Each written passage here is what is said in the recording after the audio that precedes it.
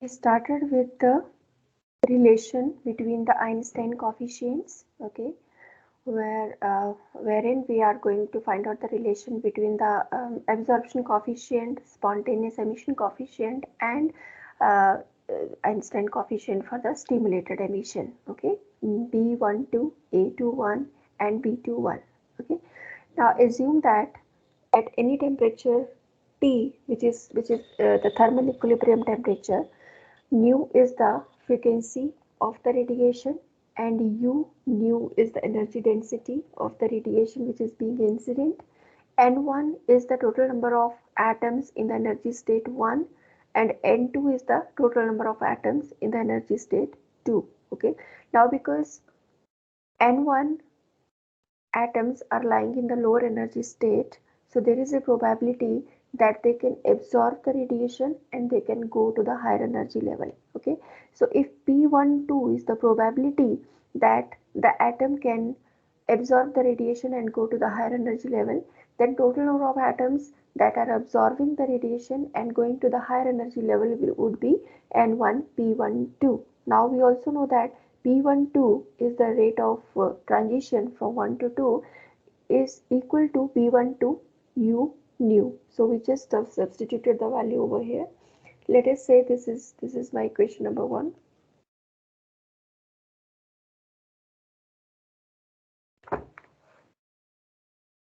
Now the number of photons in the state 2 that can cause the emission process per unit time will be N2 P2 1, which is equal to, now we also know that the value of P21 is the total probability of the atoms to come down to the lower energy state. So this is equal to A21 plus B21 U nu.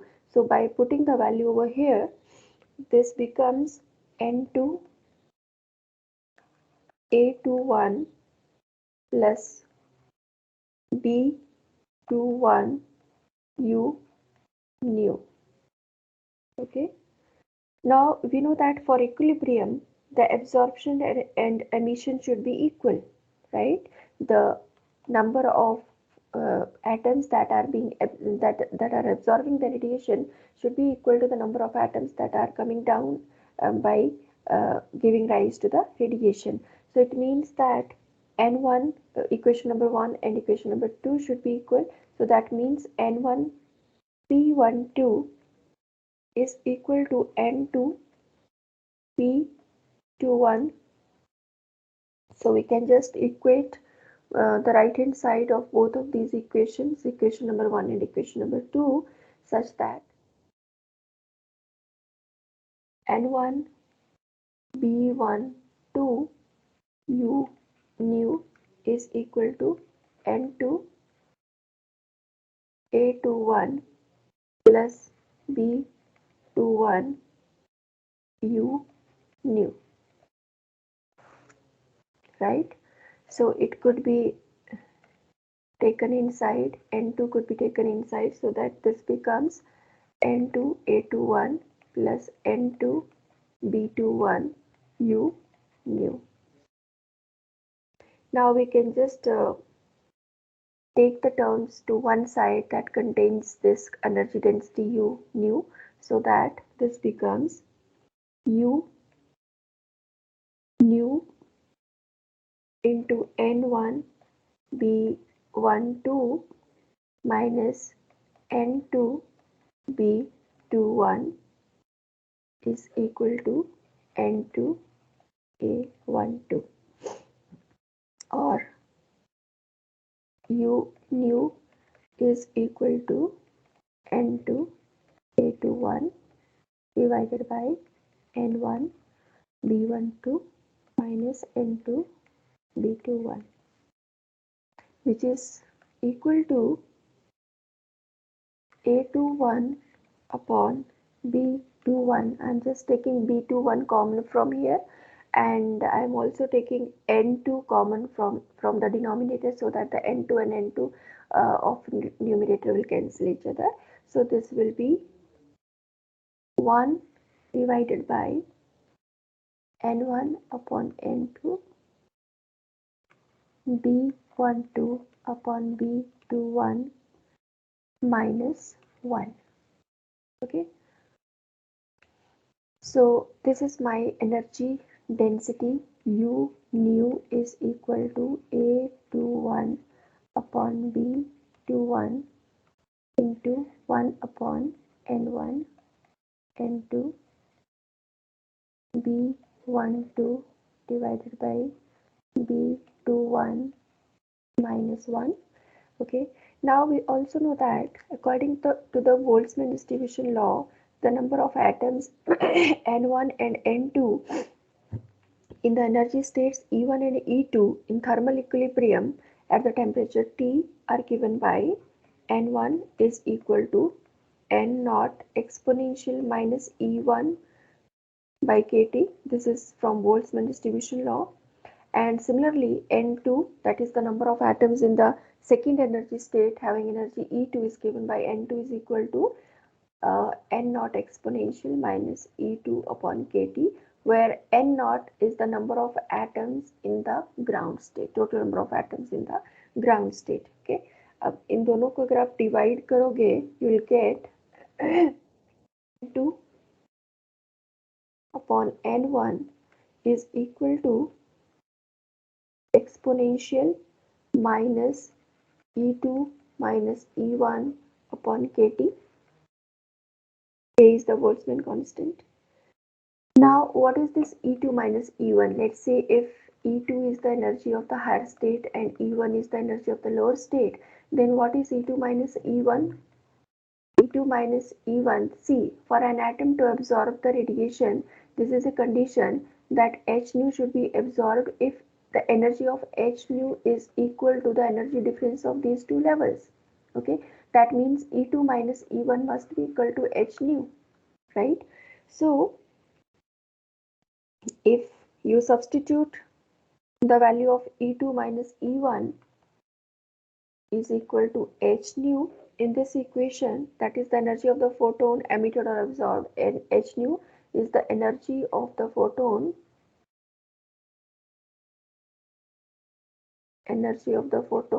emitted or absorbed. Okay, so that means N2 upon N1 is equal to exponential minus h nu upon kT. ठीक है, इसको reverse कर देंगे, so this will become N1 upon N2 is equal to exponential h nu upon kT. Okay, so now we can substitute this value of, sorry, this is N1 upon N2. ये value अगर आप यहाँ से इस relation में substitute करेंगे, energy density वाले relation में, लेट अस से दिस इज माय, तो इक्वेशन नंबर 3 में N1 अपॉन N2 की वैल्यू को सब्सटीट्यूट कर रहे हैं. This will become U nu is equal to A21 upon B21 into 1 upon exponential h nu upon kT into B12 upon B21 minus 1. Okay, so here you have substituted. Yes, जो last set जो आपने step किया इसमें आपने reciprocal क्यों, इसमें यहाँ पे ये वाला, हाँ, N1 अपॉन N2 मुझे यहाँ पे फिल करना था. सी, इक्वेशन नंबर 3 में मुझे N1 अपॉन N2 फिल करना था, तो इसलिए मैंने क्या किया, इसको रिवर्स कर दिया. N2 अपॉन N1 मुझे नहीं चाहिए था, मुझे N1 अपॉन N2 चाहिए था, तो मैंने इसको रिवर्स कर दिया, राइट. सो इसको रिवर्स करोगे तो क्या होगा, N1 अपॉन N2 हो जाएगा. यहाँ पे भी रिवर्स करना पड़ेगा, so this could be 1 upon exponential minus h nu upon kT. अब 1 अपॉन माइनस एक्सपोनेंशियल है तो उसको ऐसे लिख सकते हो, पॉजिटिव में लिख सकते हो. Is that okay? Yes, ma'am, thank you. Okay, so this is the this is my energy density after substituting the value of N1 upon N2. Okay, let us say this is my equation number 4. Now you can just compare this formula with the Planck's radiation formula. I don't know whether you have gone through the black body radiation or not, But if you go through the black body radiation treatment, the Planck's treatment of the black body radiation, there is a formula for the energy radiated, and the energy radiated according to Planck's radiation formula. According to Planck's radiation formula.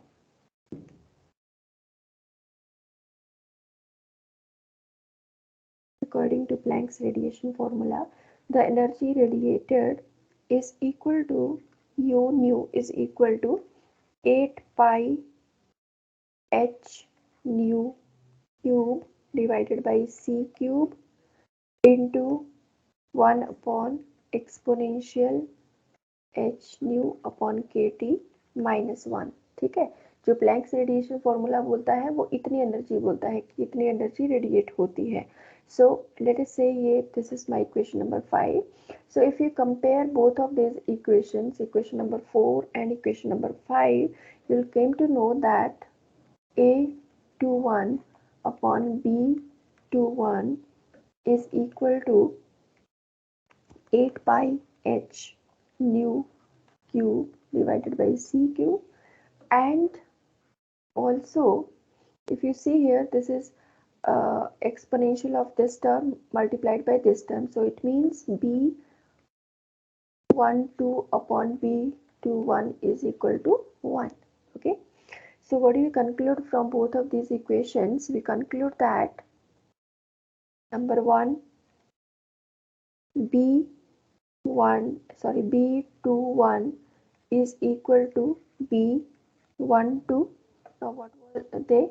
They were B12 is the absorption coefficient, Einstein absorption coefficient, and B21 is the Einstein coefficient for the stimulated emission. So it means the number of photons which are being absorbed are equal to the number of photons which are being emitted by the process of stimulated emission. Okay, so this is number 1. Number 2 is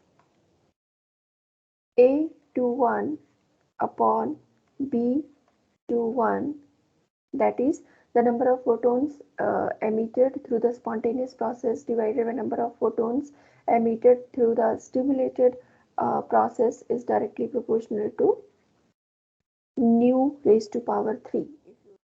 This relation, this entire factor is constant.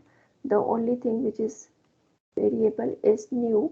So it means this is directly proportional to the frequency of the cube of the frequency of the radiation which is being incident. Okay, so this is the treatment of the Einstein's coefficients.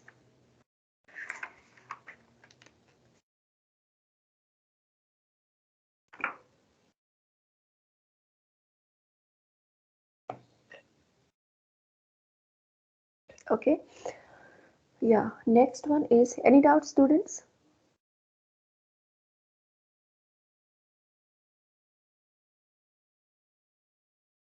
No, ma'am. Okay. So next one is pumping.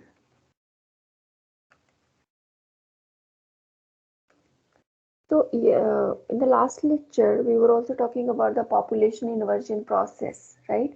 And I told you that if by any external means, if we are making the population of higher energy level higher as compared to the population of lower energy level, then this is called population inversion. अगर higher energy level पे ज़्यादा atoms हो जाएं किसी तरीके से, तो as compare to the lower energy level, तो उसको हम क्या बोलते हैं? उसको हम पॉपुलेशन इन्वर्जन बोलते हैं, right?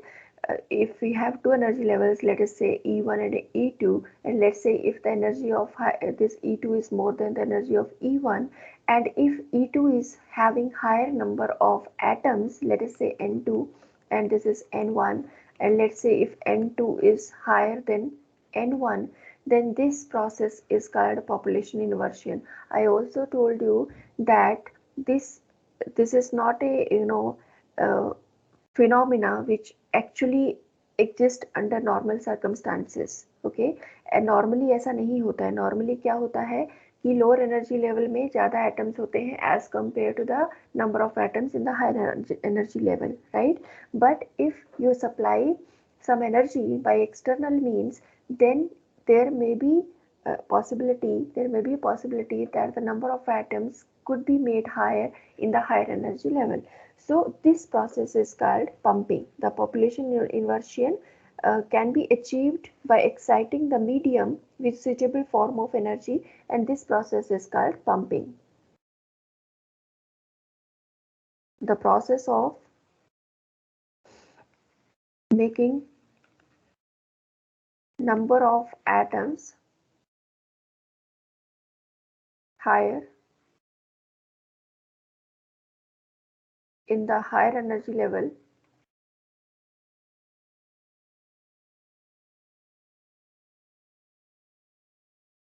as compared to lower energy level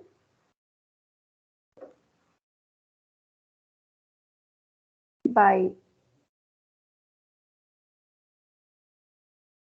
supplying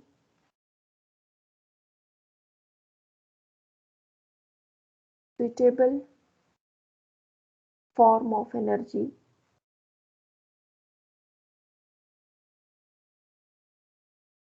is called pumping.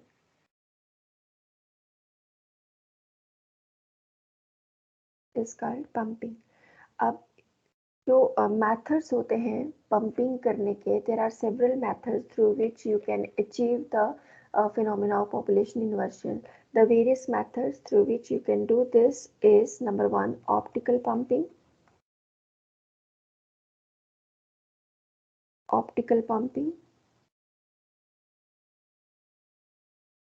So here you supply some luminous energy to the medium, and through that the process of population inversion can be achieved. Okay, so this is called optical pumping. Second method is electrical discharge.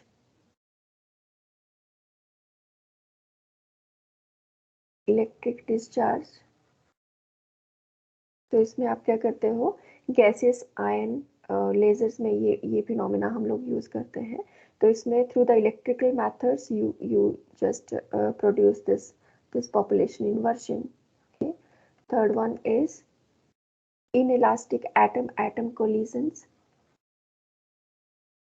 inelastic atom collision, तो इसमें क्या करते हो, बाहर से externally आप atom को target करते हो, कोलाइड करते हो, उसको एनर्जी सप्लाई करते हो, and then you achieve this process of population inversion.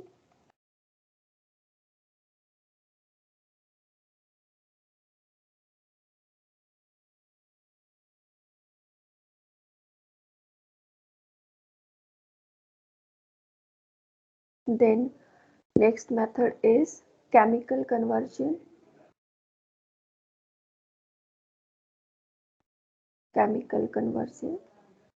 So here the energy may come from a chemical reaction, maybe by some suitable chemical. Okay, so these are the methods through which you can achieve the pumping process, through which you can just accomplish the pumping process and achieve the phenomena of population inversion. Okay.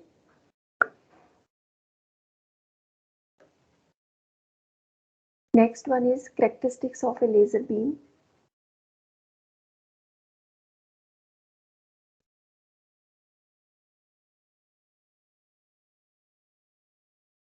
Very important. So characteristics of a laser beam means what are the unique features of a laser beam that makes it different from the ordinary sources of light. ठीक है, ऐसा क्या है laser beam में जो उसको ordinary sources से differentiate करता है. Okay, so the important characteristics of laser beam are high directionality,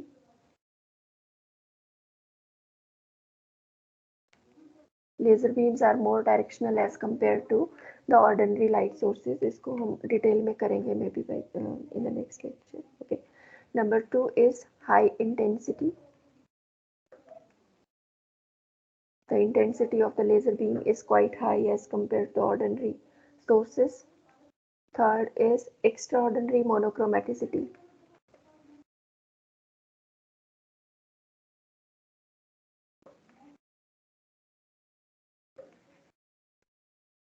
Extraordinary monochromaticity means they are strictly monochromatic in nature. मैंने आपको बोला था सोडियम लाइट की भी 2 wavelengths होती है, so it has a range of bandwidth starting from 9A 58902 to 5896. तो ये जो 6 एंगस्ट्रॉम का बैंडविड्थ है ये इसका बैंडविड्थ है सोडियम का, लेकिन इसके केस में ये जो बैंडविड्थ होता है, लेजर के केस में जो बैंडविड्थ होती है वो बहुत नैरो होती है. Okay, then fourth one is highly coherent.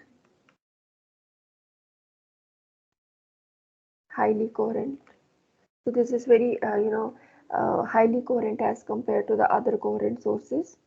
तो इसमें फिर हम डिस्कस करेंगे temporal coherence, 2 types of coherence which is also very very important. Temporal coherence and spatial coherence.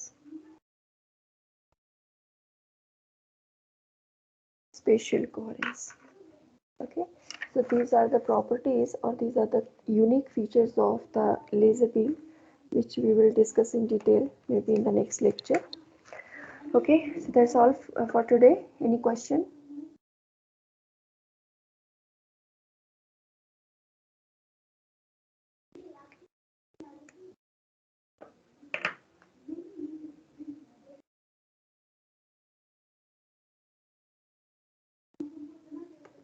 Any doubts, students?